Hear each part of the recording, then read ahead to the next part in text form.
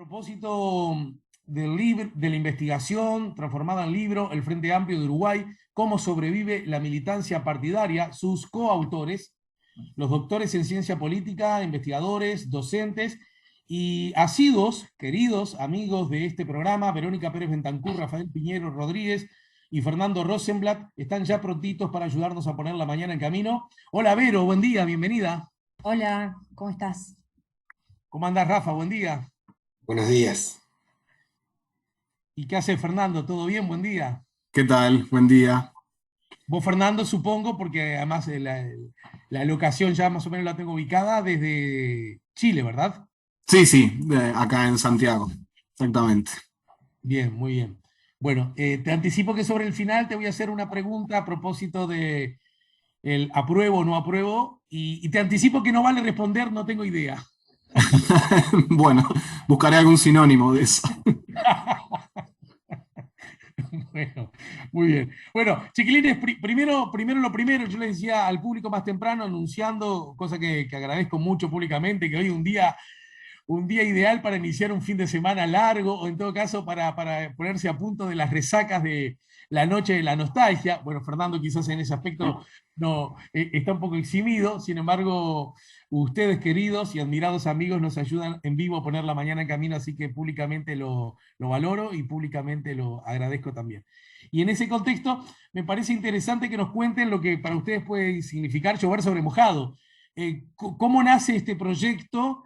Eh, que ahora ya se ha transformado en libro, y de paso cañazo me cuentan acerca de la distribución del libro, si recorrerá los ámbitos comerciales, si uno puede ir a una librería a conseguirlo, etcétera. Pero antes lo primero, ¿cuál es el génesis de cómo sobrevive la militancia partidaria? ¿Quién empieza? Dale, Bueno, Vero. bueno, el libro, tal como yo lo recuerdo, ¿no? Porque capaz que Fernando o Rafa tienen otras interpretaciones. Em, el libro nace en su idea, estoy casi segura que como por el 2015, o algo así, cuando Rafa y Fernando estaban estudiando por su cuenta organizaciones partidarias, habían empezado a estudiar organización partidaria, y yo estaba eh, no terminando mi doctorado, pero como terminando la fase de los cursos del doctorado, creo que defendiendo el proyecto. Y por razones diferentes, los tres habíamos llegado, por diferentes caminos, digamos, habíamos llegado como a una idea de que estudiar el Frente Amplio como estructura era interesante porque había algo en la estructura frente amplista, en la estructura de ese partido, que era diferente, que se distinguía de las estructuras de otros partidos y tenía una serie de consecuencias, ¿no? Este, diversas. Desde, primero, por qué un partido seguía teniendo militancia, cuando en general los partidos políticos que nacieron como partidos con militantes han perdido sus alas militantes, y esto es rastreable en el mundo, ¿no? En particular en los países, en los partidos de masas europeos, que han habido partidos de masas, tanto de izquierda como de derecha.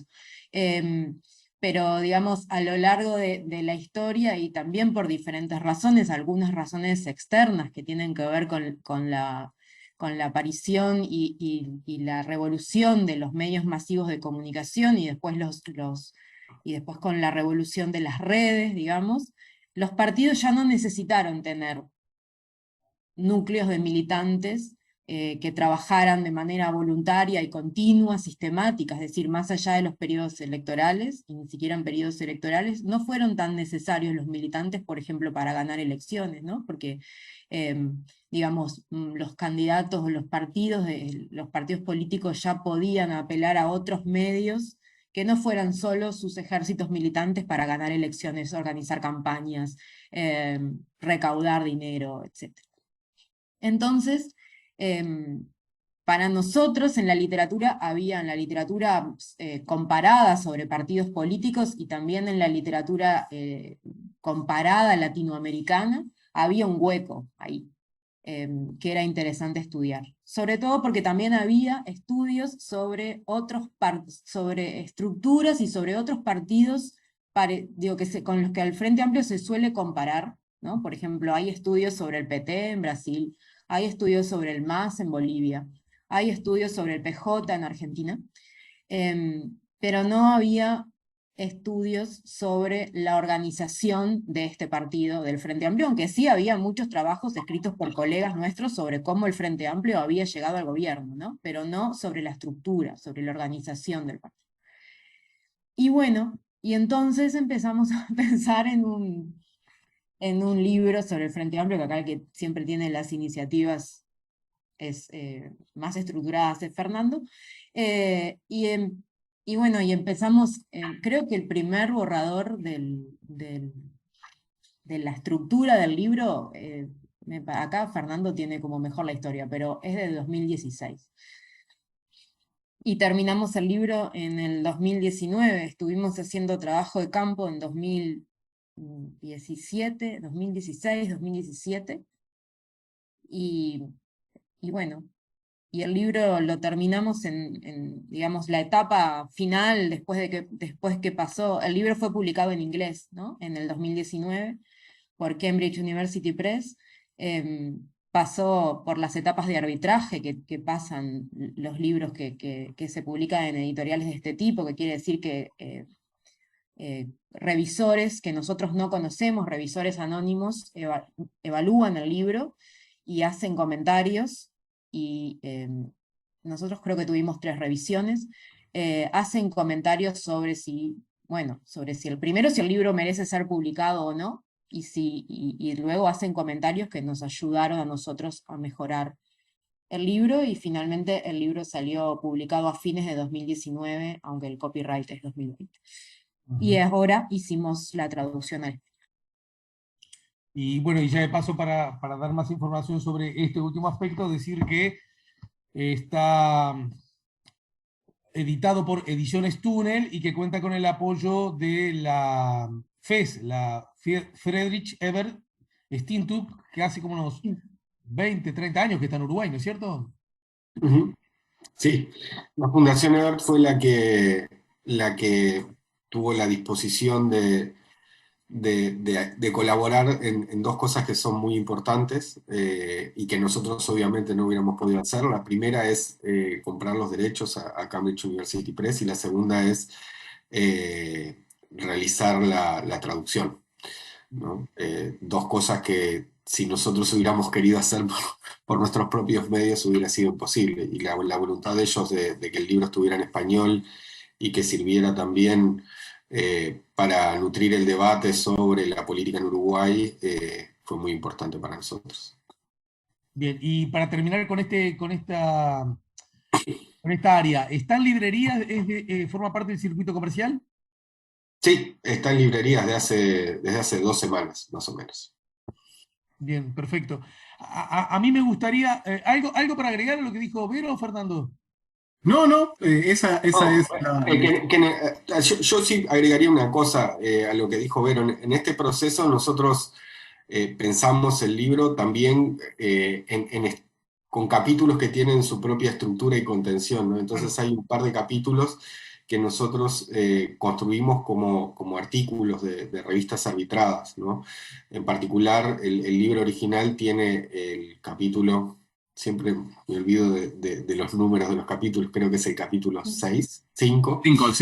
que salió publicado antes del libro en una revista bastante reputada sobre política comparada a nivel mundial, que se llama Comparative Political Studies. Y esta edición en español incluye 2 cosas nuevas que no están en la versión original en inglés. Una es una especie de actualización del libro en términos del derrotero del Frente Amplio desde 2019 hasta ahora, en particular porque el libro, como dice Vero, sale en octubre de 2019, ¿no? Justo cuando el Frente Amplio pierde o sufre una derrota electoral en esa elección de octubre, y bueno, después termina confirmándose ese resultado en la segunda vuelta de noviembre de 2019. Y hay unos procesos posteriores, ¿no? Que es cómo ese partido se empieza a desempeñar en la oposición.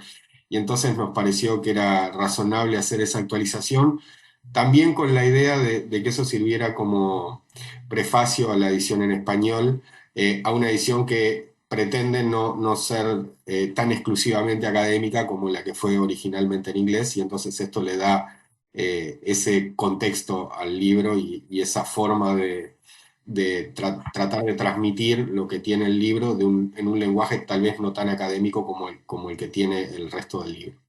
Y lo otro que incluye el libro es un capítulo que escribimos, que también es un artículo que salió en otra revista que se llama Politics and Society, que es una revista bastante tradicional en ciencia política, con Santiago Anria, que es un artículo que surgió también del trabajo a partir del libro, del trabajo que tiene Santiago Anria sobre el MAS boliviano, que también es otro libro, o es uno de estos libros que existen sobre partidos de izquierda en América Latina. Y ese capítulo lo que trabaja es un aspecto que nosotros habíamos de alguna manera trabajado en el libro original, pero lo trabaja mucho más en profundidad, que es la conexión orgánica que tiene el Frente Amplio con los movimientos sociales o con el mundo social organizado, ¿no? Y eso obviamente es también, creemos, algo que completa aún más el libro que en su versión en inglés. Bien. A ver, uno de los tantos ángulos con los que podríamos empezar a hablar del libro, repito, de los diversos, hay algo que señalan, leo textual: el caso del Frente Amplio también interpela la perspectiva dominante en la literatura de partidos políticos, que resalta el papel del proceso de la selección de candidatos como la piedra angular de la democracia, interna, con la competencia entre élites y grupos que buscan influir en los procesos de selección de candidatos. En el caso del Frente Amplio, sin embargo, esta dinámica es observable únicamente en la estructura de fracciones o sectores, mientras que en la estructura de base la democracia está basada en la existencia de delegados que influyen en todos los niveles del partido, incluso en su dirección. La selección de candidatos no es, por lo tanto, esencial en la democracia interna del partido, porque esta está construida sobre la base de la participación directa de militantes a través de sus órganos de toma de decisión. Asimismo, la separación entre la estructura de militantes de base y el proceso de selección de candidatos y la influencia de los militantes en la toma de decisiones hacen que la estructura militante de base del Frente Amplio evite la oligarquización, es decir, los líderes partidarios no pueden ejercer su influencia directa sobre la estructura de militantes de base a través, por ejemplo, del control de la selección de candidatos o de la distribución de recursos materiales. ¿Por qué esto luce como una novedad? ¿Por qué parece darse, como ustedes incluso lo evidencian, un poco de bruces con las tendencias de lo que otros colegas de ustedes están observando como un proceso más generalizado? ¿Y en qué medida, me parece interesante esta observación que ustedes hacen, en qué medida dialoga con una cosa que está muy arriba de la mesa, como no podía ser de otra manera, acerca de qué? De cara a las próximas elecciones, ¿quiénes van a ser los candidatos del Frente Amplio? Ocurre en todos los partidos, claro, ¿no? Entonces, pero uno le viene como la ansiedad de decir, bueno, ¿viste? Se reúne entre amigos, dicen, no, va a ser este o esta, y esto, y de pronto lo hace como desconociendo este otro asunto que también tironea, influye y ejerce formas de poder también, ¿no? Bueno, cuéntanos algo de eso. Fernando, que es el que no habló todavía. Sí, digamos, lo que estás señalando ahí en esa parte del libro es un aspecto, digamos, central que hace al Frente Amplio un caso interesante, ¿verdad? Para la literatura, desde principios del siglo XX, todas las organizaciones políticas, por más democráticas que sean, en algún momento sufren un proceso de oligarquización, ¿sí? Es decir, que para ustedes es llover sobre mojado. Pero perdón, Fernando, oligarquización, 2 puntos. Sí, básicamente que hay un grupo de líderes que terminan adueñándose, apropiándose y controlando la organización, en este caso un partido, ¿sí? Por más democrática que sea, hay un momento en el que ese proceso y esa organización, el proceso político dentro de la organización, termina siendo controlado por una élite, ¿verdad? Bueno, la estructura del Frente Amplio, ¿sí? Y esta estructura dual, por así decirlo, impide que se genere ese proceso, ¿sí? Y impide que se genere ese proceso a través de dos vías, digamos. Por un lado, que el proceso de selección de candidatos ocurre a través de una de las partes de esta estructura, y por otro lado, ¿sí? Del rol que tiene la militancia de base a través de las reglas que tiene el Frente Amplio en la toma de decisiones del partido. Y que esa militancia de base, ¿sí? Actúa, digamos, en todos los órganos de decisión del partido. Ese punto, digamos, para nosotros es central por dos razones. Primero, de nuevo, porque no hay una trayectoria, el Frente Amplio viene a cuestionar, ¿sí? A interpelar esa idea de que toda organización política tiene una trayectoria inequívoca, ¿sí? Y a su vez también que esa trayectoria está reforzada en las democracias contemporáneas por ciertos procesos sociales y políticos de las democracias actuales que hacen que incluso partidos que nacieron de esa manera, como el Frente Amplio, como el PT en Brasil, también hayan atravesado esos procesos, ¿no? Entonces, nosotros, quizás para la edición en español y en Uruguay esto sea menos relevante, pero para nosotros era bien importante, ¿sí? La justificación del caso, ¿verdad? ¿A quién le importa en la ciencia política a nivel global, en el mundo, a quién le importa conocer el caso, un caso de un partido en un país pequeño, ¿verdad? Y nosotros decimos, bueno, la importancia del caso no radica en su peso, en el peso geopolítico del Uruguay o en el tamaño del Frente Amplio comparado con el BJP, el Partido Nacionalista Hindú en la India, que son cientos de millones, ¿verdad? No pasa por ese lado, pasa por el valor teórico, ¿sí? Que nos hace preguntarnos sobre efectivamente las trayectorias supuestamente lineales, inequívocas que tienen todas las organizaciones políticas y más en los tiempos que corren, ¿no? Y usamos una analogía del axolote, una salamandra, que es muy interesante para la medicina regenerativa a pesar de ser un animal muy pequeñito y que hay pocos, ¿verdad? Y nosotros decimos, bueno, el Frente Amplio, más allá del tamaño y de la importancia del país para el mundo, ¿sí? Que ciertamente el Uruguay a nivel geopolítico no es relevante, es importante estudiar esto porque nos permite entender cuál es el rol que pueden llegar a tener las reglas adentro de las organizaciones para evitar procesos de oligarquización, para de alguna manera estimular la reproducción de la militancia, ¿sí? Que son elementos muy importantes para fortalecer los partidos que son y seguirán siendo por siempre organizaciones fundamentales para la democracia. Y en ese contexto, ¿cómo dialoga todo esto? Estuve en la, en la facultad donde vos, Verónica, das clase y donde probablemente los tres ya se hayan formado. Estuve hace bien poquitos días en la Facultad de Ciencias Sociales asistiendo a una conferencia magistral, creo que ese era el nombre técnico, de Mario Riorda, es probable que, ¿no? El experto en comunicación política, ¿no es cierto? Y él la verdad que tiró arriba de la mesa una mirada, él mismo dijo, escéptica, muy escéptica. Y digo escéptica para no ser lo que realmente es, para que no quede tan claro lo que realmente siento, y es pesimista, decía, ¿no? No cometo ninguna infidencia, pero era una charla abierta. Y en ese contexto hablaba muchas de las cosas de las cuales, a ver cómo lo digo, para que ustedes pongan el justo medio, de las cuales el Uruguay en general y el Frente Amplio en particular parecen estar no influidas y no con problemas, pero por lo pronto en un estadio bastante distinto a otras circunstancias políticas del mundo y ni que hablar del continente, ¿no? Y que tenía que ver con la representatividad de los partidos, aquella cosa, Fernando, que con vos y con Juan Pablo Luna hemos hablado muchas veces acerca de la elitización de la política. Ustedes en Chile ya lo advertían desde antes del estallido, ¿verdad? Esa carencia de vasos comunicantes entre los partidos y los que los partidos representan, que es como una locura, es como una contradicción inmensa y a su vez inmensa por la propia contradicción inadmisible, e inmensa porque se advierte, ¿no?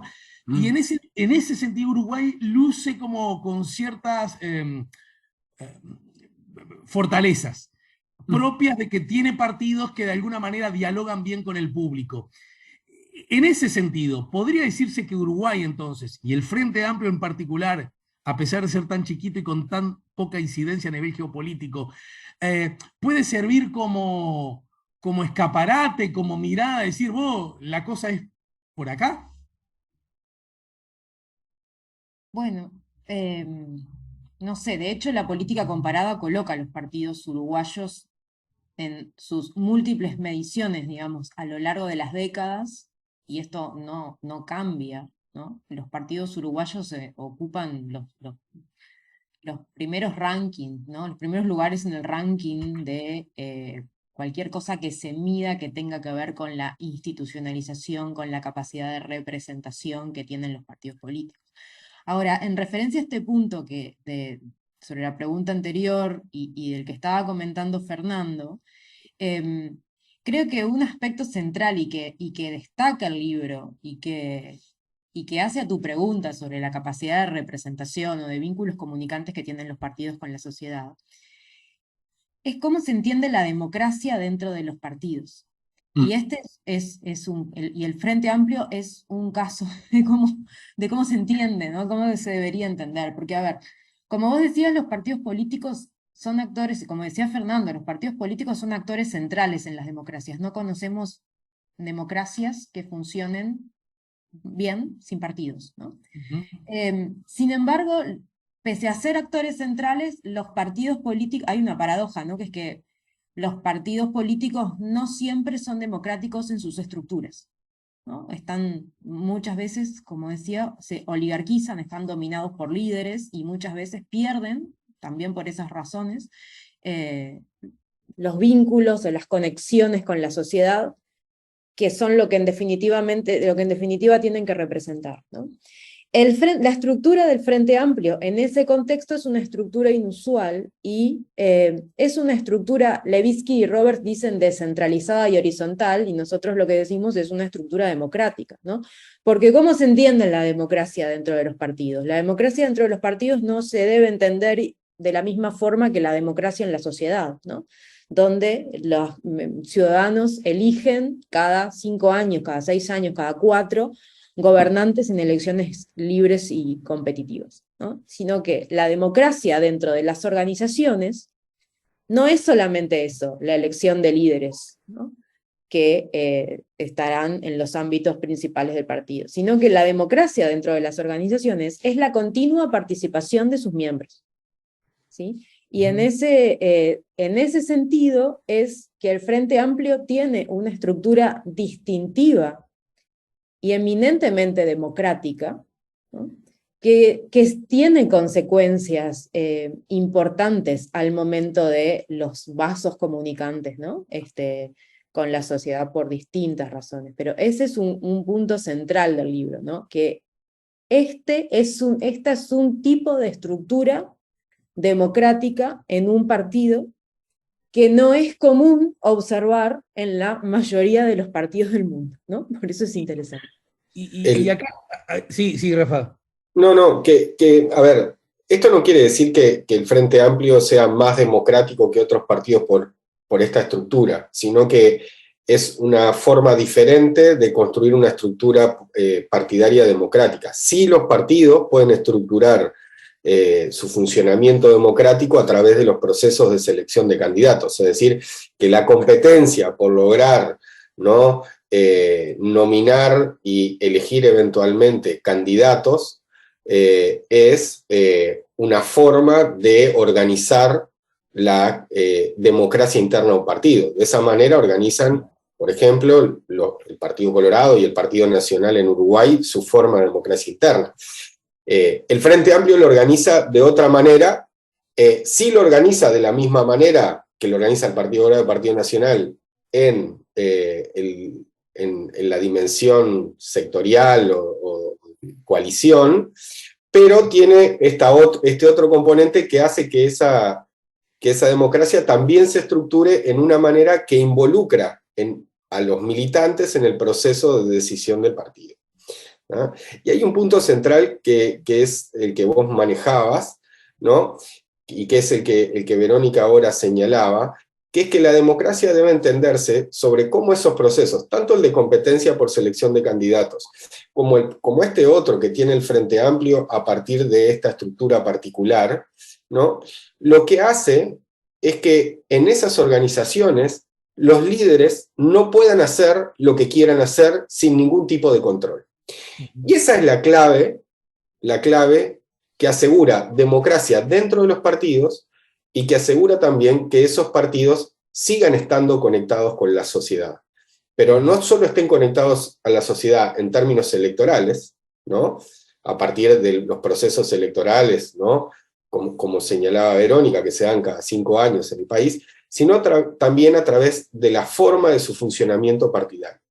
Voy a dar un ejemplo con esto, ¿no?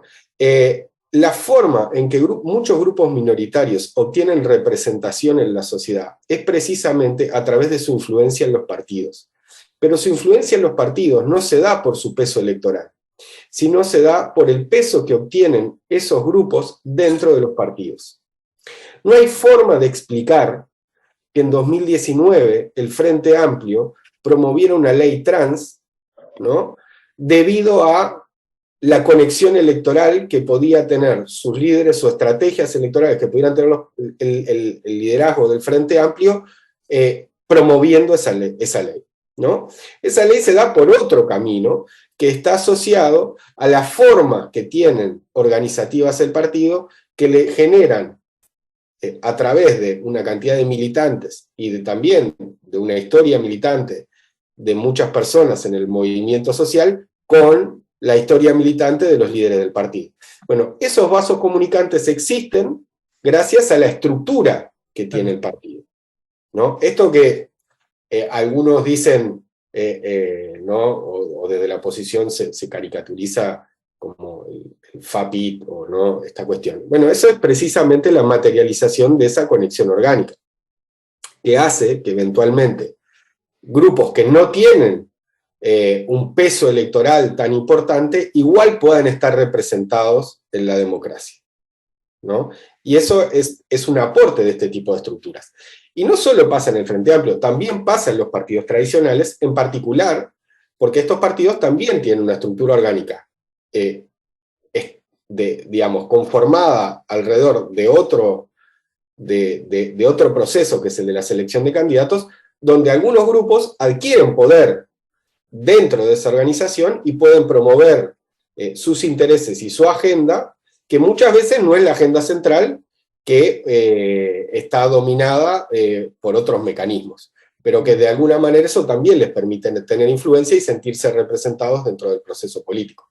Y eso es precisamente la diferencia, ¿no?, entre una política que puede funcionar simplemente con objetivos electorales y que a veces termina como empieza a votar poca gente, o como muchos votantes no le ponen mucho interés al proceso político, empieza simplemente a representar a aquellos que tienen mucho interés en el sistema político, y una política que está mucho más atenta a las demandas ciudadanas, y es a través de estas organizaciones, ¿no?, que permanecen unidas y con una lógica de representación que en otros lugares se pierde.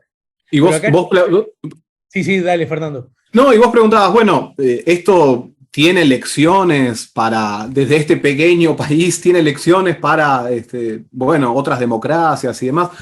Bueno, yo le respondería a Riorda que la historia no es lineal, la historia no se terminó, ¿sí? Pero hay cosas que sí sabemos, tanto desde la teoría y también desde el análisis empírico, respecto de qué cosas funcionan en democracia.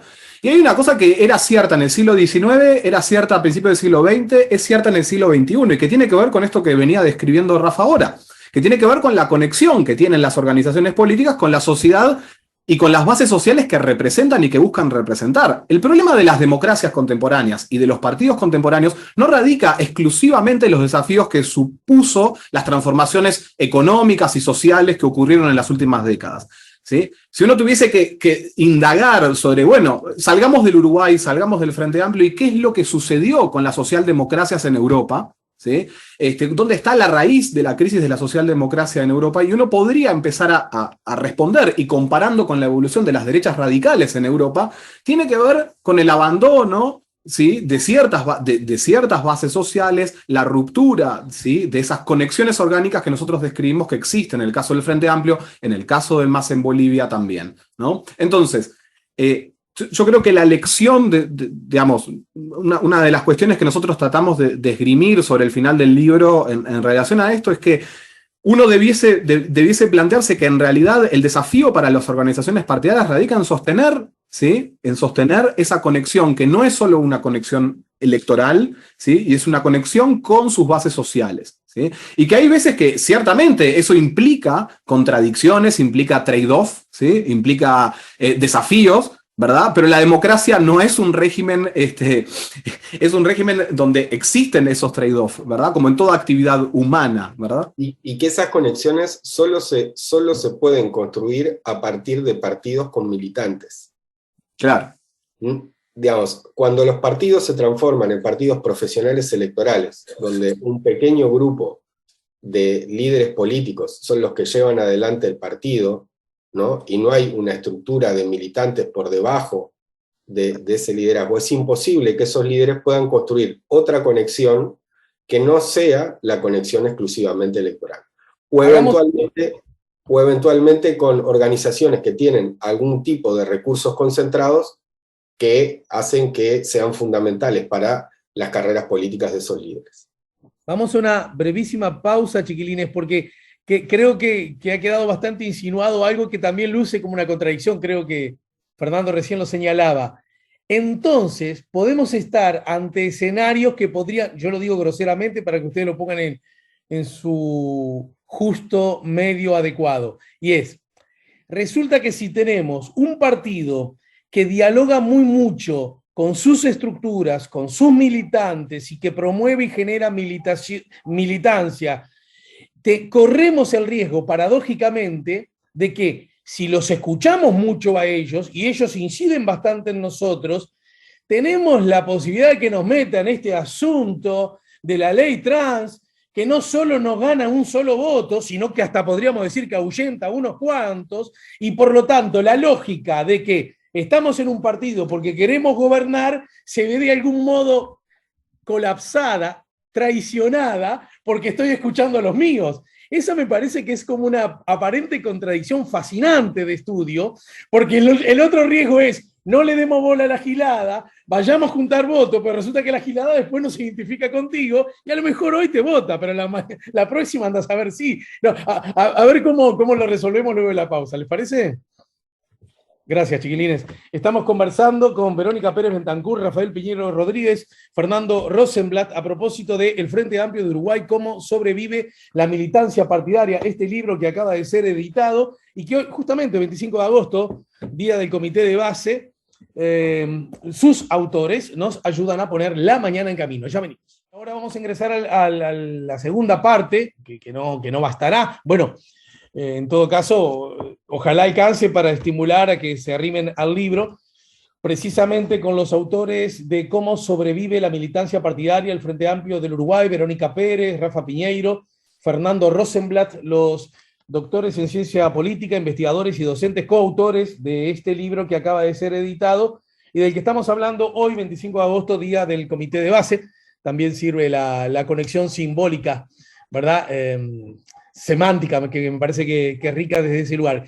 Y arriba de la mesa, a partir de lo que ustedes han escrito y a partir de lo que estaban comentando, yo les planteaba esta especie de fascinante contradicción de que por un lado, si un partido necesita de la gente, que lo movilice, que le genere identidad, que haga la tarea, la chiquita, la invisible, pero que a la postre resulta necesaria, y bla, bla, bla, bla, bla, bla. Pero a su vez, si los escuchás mucho, se te pueden colar casi en forma inevitable consignas, ideas, propuestas, que de alguna manera parecen contradecir con la vocación electoral de ganar una elección. Entonces, ¿qué hacemos? ¿Lo escuchamos a la muchachada allá abajo? ¿Nos hacemos los chanchos rengo y vamos nosotros que la tenemos más clara en busca de otros públicos que pueden permitirnos acceder al gobierno? ¿O allí cometeremos tan inmensa cantidad de riesgo de quedarnos sin el pan y sin la torta? Preciosa contradicción al fin. Bueno, la palabra de ustedes. Bueno, es que, bueno, no sé, empiezo, pero Sí. es que sí, por un lado sí, ¿no? Genera esta tensión. En el caso de la ley trans, digo, creo que es como claramente, como lo decía Fernando y como luego lo interpretaste vos, pero por otro lado, y creo que esto es lo más importante, vinculando la capacidad de estas estructuras para ser funcionales a las democracias representativas, es que estas estructuras permiten, y hay múltiples ejemplos en el libro, permiten a los partidos responder a muchas demandas importantes para su base de apoyo principal, que quizás de otra forma no lo harían, ¿sí? O los líderes estarían tentados en algunas circunstancias a tener posiciones más moderadas, y otra vez, ahí también tenés, ¿no? Tendrían incentivos para tener posiciones más moderadas, por lo que vos decís, ¿no? por ganar más votos hacia el centro, por la idea de poder ganar más votos hacia el centro, pero eso generaría una tensión con su base de apoyo principal, y en el mediano plazo también corren riesgo de perder votos. O sea, el problema sigue siendo el mismo y aún peor, ¿no? Porque en realidad terminan siendo partidos que se desconectan de sus bases de apoyo principal. Hay múltiples ejemplos en el libro de esto, pero al revés, como a la positiva, ¿no? Digo, por el lado, por un lado diferente al ejemplo que vos pusiste de la ley trans. Por ejemplo, en la misma agenda, ¿no? Agenda llamada de nuevos derechos, la estructura frente amplista fue funcional para que en Uruguay el Frente Amplio votara 3 veces un proyecto de despenalización del aborto en contra de la opinión de su líder, de uno de sus líderes principales, que fue Tabaré Vázquez, ¿no? Lo votó 3 veces porque el primer proyecto que votó fue y que se aprobó en la Cámara de Diputados por los votos del Frente Amplio fue en 2002, durante el gobierno de Valle, después en el primer gobierno de Tabaré Vázquez, y finalmente la ley se aprueba en el primer gobierno de Mujica. En ese momento, cuando se discutía la despenalización del aborto, que era una demanda que la mayoría del electorado miraba con muy buenos ojos, y que tenía amplio apoyo en la ciudadanía, sin embargo no contaba con la voluntad del líder principal, tampoco de los principales, ni Mujica ni Astori en ese momento tampoco eran demasiado favorables a impulsar un proyecto de este tipo. Pero tampoco existía movilización social extensa, ¿no? Los movimientos feministas en ese momento no tenían capacidad de protesta, de movilizar en protestas en las calles. Nunca hubo en Uruguay un movimiento por la despenalización del aborto como el que hubo en Argentina, por ejemplo, ¿no? ¿Y cómo fue que las organizaciones feministas lograron permear la estructura frente amplista y que la bancada de legisladores finalmente votara un proyecto en contra de la voluntad de Tabaré Vázquez? Y fue porque durante años tuvieron múltiples puntos de entrada y de influencia dentro de la estructura del partido, a través de distintas cosas, porque tenían vínculos de amistad y doble militancia, y eran a su vez militantes frente amplistas y tenían capacidad de incidencia en el Congreso del partido, porque tenían capacidad de incidencia, porque ¿no? tenían vínculos con las mujeres legisladoras. Durante mucho tiempo las organizaciones feministas hicieron lobby, en el buen sentido de la palabra, dentro de la estructura del partido, intentando convencer a los muchos, ¿no? Y finalmente eso se traslada en una decisión que se opone a la voluntad del líder principal, pero era una demanda importante para una parte muy relevante del electorado de izquierda. Entonces, eso es conexión orgánica. Lo mismo uno podría decir sobre toda la política laboral que impulsó el Frente Amplio, ¿no? Y que lo distingue de la política laboral mucho más moderada que durante los gobiernos del PT, por ejemplo. Capaz que Rafa quiere decir algo sobre esto, ¿no? A ver, Rafa. No. Sí, digamos, buena parte de la explicación de las políticas del Frente Amplio y que llevó adelante el Frente Amplio cuando estuvo en el gobierno, responden a esta estructura y a cómo esta estructura le genera una conexión orgánica con esos movimientos, como les decía, que van más allá, o como decía Vero, que van más allá de pérdidas o ganancias electorales que pueden generar diferentes temas, ¿no? Entonces, es precisamente esta conexión que tienen los partidos y que le produce esta contradicción también entre objetivos electorales más de corto plazo, ¿no? Y objetivos de mantener cierta identidad en el largo plazo, que también les permiten en el largo plazo permanecer y ser exitosos, es como la tensión que tienen que manejar, pero también en esa tensión está tal vez el secreto del éxito en el largo plazo, ¿no? Hay un sinnúmero de partidos profesionales electorales o que han concentrado mucho poder en su liderazgo, ¿no? Que hacen que las estrategias que persiguen esos líderes que están asociados, entre otras cosas, a su ciclo de vida, ¿no? Que es diferente al ciclo de vida de las organizaciones, ¿no? Donde los tiempos son mucho más breves y dependen de los resultados de la próxima elección. Bueno, ahí esos partidos pierdan identidad respecto a los votantes, ¿no? En el largo plazo. Pensémoslo así. Con algunos casos que nosotros trabajamos en el libro. Si hoy el Frente Amplio, para muchas de las personas que hoy votan al Frente Amplio, ¿no? A lo largo de los 15 años que estuvo en el gobierno, hubiera votado un TLC con Estados Unidos, hubiera no acompañado la anulación, el plebiscito, la recolección de firmas para el plebiscito por la anulación de la ley de caducidad en 2010, ¿no? Si no hubiera desarrollado la política de relaciones laborales que desarrolló, tendría para esas personas, ¿no? La misma imagen, sería un actor legítimo para representarlos en el proceso de decisión política, y seguramente para muchos no lo sería. La LUC, más recientemente, ¿no? Bueno, y la LUC, y eso, todas esas cosas, ¿no?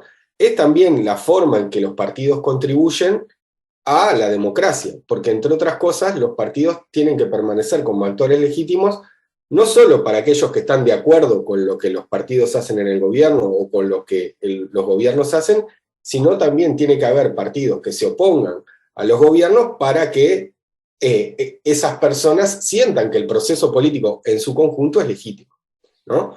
Cuando las personas no sienten que están representadas ni en el gobierno, ni tampoco están representadas en la oposición, o que los actores de gobierno y oposición no son actores que los representen a ellos en ese proceso de toma de decisiones, en donde a veces son mayoría y a veces son minoría, lo que pasa es que generan alienación del sistema político.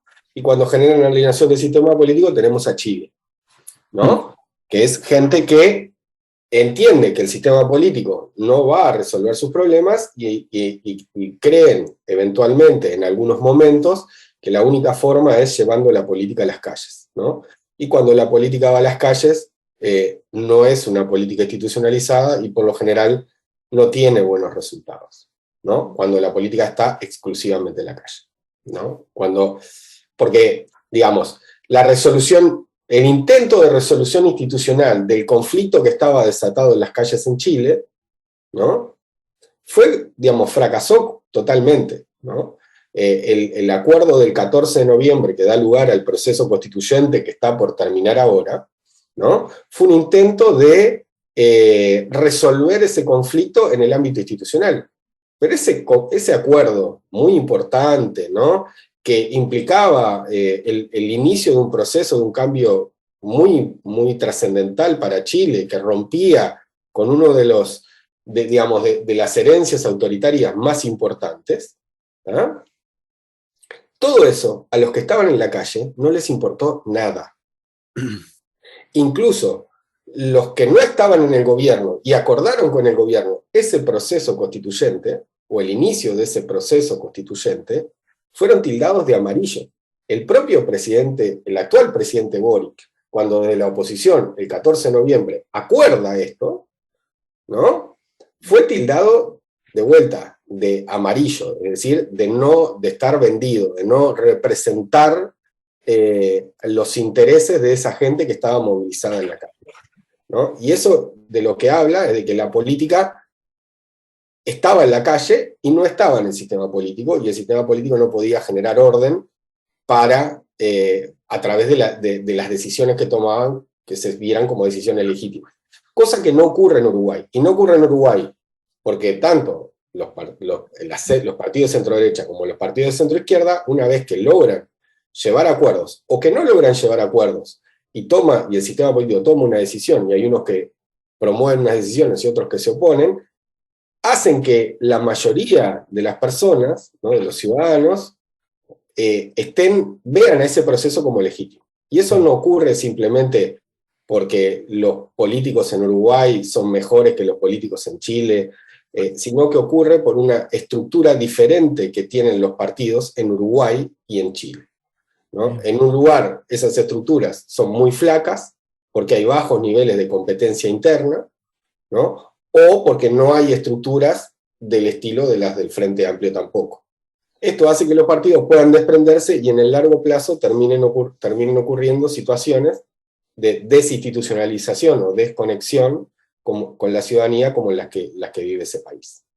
El centro es perfecto para que cierre Fernando.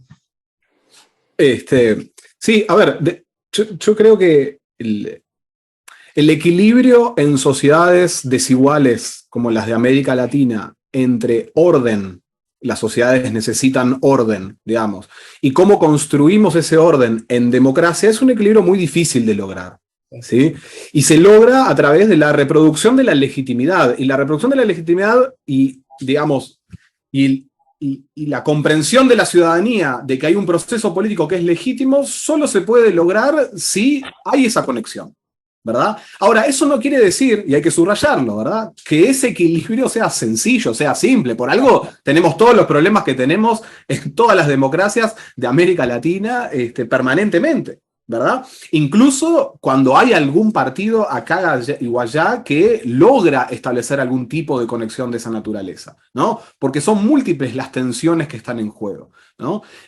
Incluso tensiones adentro de organizaciones que logran resolver ese dilema, porque, como vos mismo decías, existe esa tensión entre la conexión electoral, a veces puede existir esa tensión entre la conexión electoral y la representación de bases sociales, ¿verdad? El problema que tiene Chile hoy, la trampa en la que está metida Chile hoy, es que efectivamente rompió con eso, y rompió con eso hace muchísimo tiempo, ¿no? Y relegitimar el proceso político en el contexto en el que ya explotó todo resulta extremadamente complejo, ¿verdad? Sobre todo porque construir organización, ¿sí?, no es algo que pueda estar solo en la voluntad de los líderes o que sea algo que se hace de la noche a la mañana, ¿verdad? Para los líderes partidarios siempre el ideal es que ellos hablen y los escuchen o hagan lo que están diciendo que hay que hacer, ¿verdad? Pero eso no ocurre, y menos ocurre en democracia, ¿verdad? Entonces, el proceso político chileno, una de las grandes dificultades, ¿sí?, radica en que eso que en algún momento existió no existe más, y no existe en las proporciones que debiese existir para legitimar el proceso político a nivel nacional, ¿sí?, por un lado, ¿sí?, y por otro lado, si bien existen, por supuesto, organizaciones sociales, políticas de base, no hay agregación a nivel nacional de todos esos intereses, ¿no? Entonces la atomización es brutal, ¿no? Y eso también hace imposible arribar a decisiones que sean legitimadas a nivel nacional, ¿verdad? Hay una cosa que dice Fernando que me parece interesante y que el libro intenta rastrear, ¿no? Que es básicamente cómo esa estructura, que es muy rara, nació, ¿no? Porque uno no la puede explicar a partir de la voluntad del liderazgo, ¿no? O de los líderes de los diferentes sectores, ¿no? Que conformaron la coalición. El Frente Amplio es extraño en términos de su estructura organizativa en relación a otras coaliciones de similar naturaleza que han existido, ¿no? Y lo otro es cuál es la lógica de reproducción de eso, porque la explicación que tiene por qué el Frente Amplio adoptó esa forma de organización, ¿no? Es una explicación que está asociada a el empuje militante autónomo y la formación autónoma de comités de base en el año 71 y cómo eso volvió a renacer en el año 84. Pero esa estructura que florecía en el año 71, que floreció en el año 84, hoy no florece, ¿no?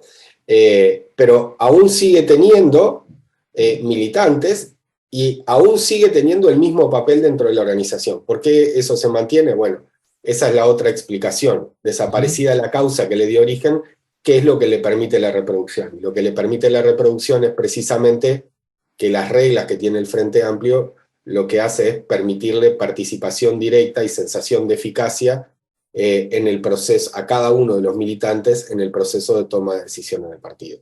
Y eso está descrito con bastante detalle en cómo funciona en el libro. Y a propósito de esto que dice Rafa, o sea, no florece, ¿sí? Y las razones por las que no florecen pueden ser muy variadas, ¿verdad? Pero no sabemos qué es lo que va a poder ocurrir de acá a 15 a 20 años. Quizás el Uruguay, quizás el Frente Amplio se ve enfrentado a una situación que haga volver una situación, un escenario similar al del 71. La historia, insisto, no es lineal, hay veces que suceden cosas, ¿verdad? Ahora, cuando vos tenés una estructura que sigue viva, que se sigue reproduciendo, enfrentado a desafíos que obligan al reinvolucramiento masivo, ¿sí? Con lo público, ¿sí? Hay una estructura, digamos, pronta para eso, ¿verdad? Pronta para que eso pueda ocurrir. Porque, insisto, no, de la noche a la mañana no se construyen este tipo de organizaciones. Pero más allá de eso, más allá de cuál es el nivel de involucramiento hoy, ¿sí? Que hay en la estructura, que sigue habiendo, que sigue existiendo y que sigue habiendo militancia. Una de las cosas con las que nosotros buscamos terminar una reflexión con la que terminamos el libro es esta idea de, bueno, esta estructura, estos comités de base son cosa del pasado, porque esa causa histórica desaparece, por un lado, no están los desafíos que estaban en ese momento histórico, por un lado, y por otro lado, por los tiempos que corren, la globalización, las tecnologías y qué sé yo, ¿verdad? Nosotros decimos que, bueno, es paradójico pensar eso cuando al mismo tiempo la teoría y la evidencia también lo indica, las democracias enfrentan ciudadanías que cada vez reclaman mayor lugar, mayor voz, ¿no? Mayor capacidad de decisión, ¿no? Entonces, estructuras como esta, como la del Frente Amplio, donde la militancia, como decía Rafael, tiene eficacia y la participación tiene sentido, mi participación no es testimonial, no es simplemente para aplaudir a un líder, sino que mi voz puede influir en las decisiones del partido, ¿sí? La voz de cualquier militante, de cualquier comité, ¿sí? Parece que tiene mucho más sentido con una democracia en el siglo XXI donde la ciudadanía está más informada y reclama mayor lugar, más allá del número que efectivamente esté participando. Pues esa es otra discusión, ¿verdad? El asunto con las estructuras como esta, y estructuras de democracia participativa, no radica en el número de gente que permanentemente está involucrada. Obviamente tiene que haber gente para que la estructura esté en funcionamiento. Pero la clave está en el acceso abierto de esa estructura. Que cualquier persona que quiera involucrarse, que quiera empezar a militar y que quiera tener una voz política y que pueda incidir, pueda hacerlo. Y creo que ahí radica, también en parte, como decía Rafael, en esta idea de la eficacia y de la reproducción de esta estructura en el siglo XXI. Bien, estamos pensando al final. Créanme que a propósito de cada uno de sus capítulos, incluso a cada una de las reflexiones que ustedes están haciendo, emanan inexorablemente ejércitos enteros de nuevas preguntas o nuevas miradas, perspectivas para conversar con ustedes, lo que seguramente ameritará sucesivos próximos encuentros. ¿De acuerdo, chiquilines? Les agradezco mucho la calidad, les agradezco mucho la disposición. No, me faltan las palabras para ser verdaderamente honesto con lo que mi sentido exige. Y nos reencontramos más temprano que tarde. Pero necesito que en un minuto, no más, nos regale Rosenblatt alguna idea acerca de lo que cree está pasando de aquí este domingo, no, el otro, cuando los chilenos, justamente, conversábamos de eso recién, decidan si cambian o no cambian la Constitución. Realmente el escenario es muy difícil, ¿no? Es muy difícil saber qué es lo que va a pasar por las características de quiénes van a participar, voto obligatorio, por un lado, y cuánto va a ejercer esa idea del voto obligatorio en que cuánta gente va a terminar participando, y cuál es la composición del electorado, ¿verdad? Por lo tanto, el resultado final es incierto realmente. Las encuestas dicen que estaría ganando el rechazo. Digamos, la teoría y la evidencia anterior me hacen un poco cuestionar esa idea, sobre todo si tenemos altos niveles de participación en sectores populares del área metropolitana de Santiago y Valparaíso, ¿no? O sea, si eso es así, la verdad es que debería ganar el apruebo, ¿verdad? Pero, insisto, el escenario es muy incierto. Pero más allá de eso, en función de lo que decía Rafael antes, el escenario es muy complejo. Claro, gane el apruebo o gane el rechazo. Si gana el rechazo, el escenario es bien incierto, ciertamente muy incierto, pero si gana el apruebo, el desafío de transformar normas constitucionales en leyes y en política pública requiere la construcción de mayorías, ¿sí? Y la construcción de mayorías estables, ¿no? Y ahí ciertamente Chile está frente a un desafío muy grande también. Bueno, en todo caso, Fernando, si estás de acuerdo, una vez transcurrido la consulta popular, tendremos razones de sobra también para conversar contigo a propósito de este tema en particular, ¿sí? Perfecto, con mucho gusto, claro que sí. Bien, bien. Bueno, les agradezco, chiquilines, les deseo un fin de semana largo y, no sé, y nos reencontramos más temprano que tarde, ¿de acuerdo? Muy bien, gracias por la invitación. Muchas gracias. En Chile, ¿de qué cuadro hay que hacerse hincha? De Peñarol. ¿Cómo?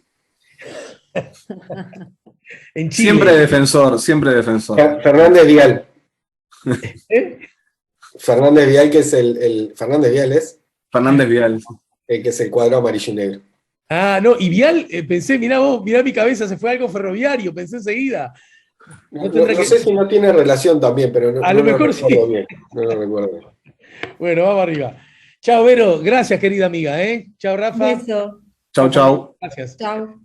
Eran los... Y vamos a sortear la semana que viene un libro, justamente otro ejemplar de cómo sobrevive la militancia partidaria. El Frente Amplio de Uruguay, sus autores nos ayudaron a poner la mañana en camino.